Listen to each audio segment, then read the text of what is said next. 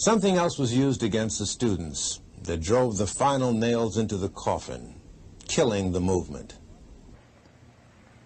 What stopped it, of course, almost dead in its track, and not by any accident, was a widespread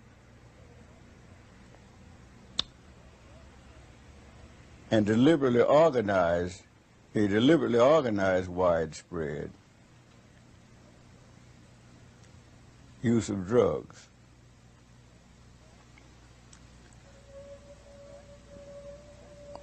The fact that a decision was made, and I think most of you are familiar with the broadcast of the mafia defector who went on public media to declare what happened and outline in great detail the great plan of how to destroy the black youth of the nation, starting in New York. He said in a meeting 20 miles outside of New York City, the great decision was made. He said he didn't have to guess about it, and those who heard him know that I'm quoting him almost verbatim, because he was there. And the decision was to concentrate the distribution of drugs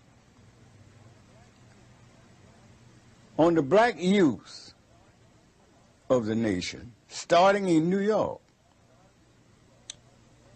Starting in New York, beginning in the elementary school, and that to punish, even on the pain of death,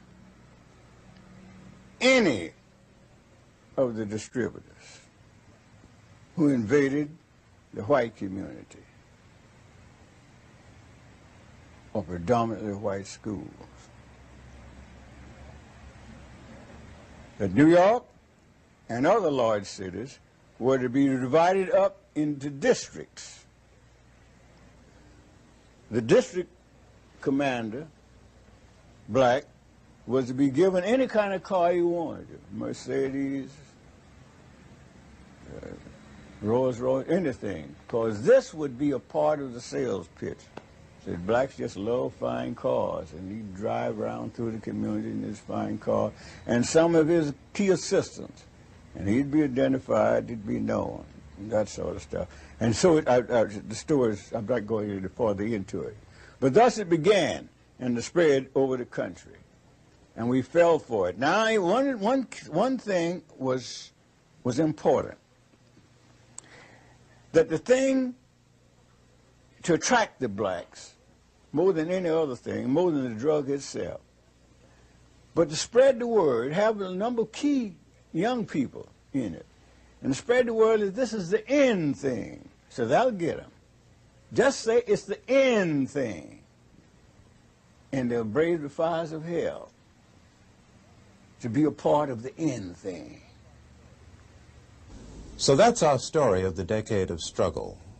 We put together this film to pay particular homage and tribute to the extraordinary young people of that era.